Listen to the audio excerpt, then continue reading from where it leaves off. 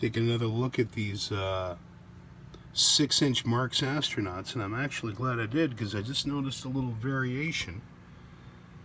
And here's a US quarter and standard sized MPC guy with a Geiger counter for comparison. Marx never did a Geiger counter astronaut, but they did make a blue version of these. This is one of my pride and joys right now. I love the aging patina and the dust of time that's settled on him. Looks like he sat on someone's whatnot shelf for 45 years. And just charmingly on the bottom, Kennedy Space Center, June 1971. Great, something's grandma. At some point I'll have to try to figure out what exactly that says. I've got 4 poses of the 6 that were done, and had the whole set as a kid. I would love to see how they were packaged. And I still need the flag guy and the dude with the square sample scoop. But what I noticed while looking at them, and I'm going to change positions here to sort of illustrate it a little bit better, that there's a slight variation in the chest units of these 3 here, because you can't see it on that one, and his chest unit is the same as the other 2, so we're going to pull him off to the side. But the guy in the middle, his chest unit has a vertical rectangular form in the middle with 2 vertical strokes and a wide spot between it. These 2 guys just have a rectangle with 2 vertical strokes and a small band in the middle of it. So there's a slight variation that I hadn't noticed before. One odd quirk is that they all have the same head, but they're not exact clones. There's also some variation to how his, I don't know how else to say it, his jock strap there is fitting on the outside of his space uniform. The 2 on the on either end have sort of a narrower one. His is somewhat wider,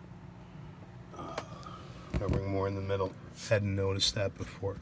My Intel has these first appearing in 1969. Sorry. After the Apollo 11 launch, and that they were manufactured through the early 70s. They must have been. I want to say I probably got mine in 1971 or 1972 when I was either 4 or 5 years old. Not difficult to find. You know, $15 for one is a fair price. This guy got chewed up by somebody's dog or something. That definitely looks like a canine incisor to me on the bottom. And they should all have the Marx logo there. And an interesting point about these is that prior to the series, Marx only had 2 small circular indentations on the bases of their space figures, at least from the 60s. And if it's marked, or if it's got one of these, pardon the sticky putty, but if it's got that mark on it there, that says MPC, it doesn't say Marx. That says Marx. Right there, I'm not sure if I'm holding it the correct way or not. And they never did a Geiger counter guy. So, and another interesting point, just to sort of being thorough, is how the MPC guy is wearing essentially a flight suit, unpressurized, maybe Mercury era flight suit with diver tanks on the back. And the Apollo guys are, of course, wearing Apollo issue EVA suits meant to be worn on the surface of the moon. You had to have your own internal pressure, or you'd implode like they did on The Simpsons, which was cool. Anyway, I'm because they were a part of my childhood, getting them back is a priority. And 2 more to go. And then I think they did a square scoop guy for the blue casting as well. And I've seen a green one. I'm not sure where it came from. I'm just noticing right now there's sort of a difference. His surface, moon surface texturing is not as distinct as the other 3 examples as well. So I'm wondering how he fits in with this. Is he an early example?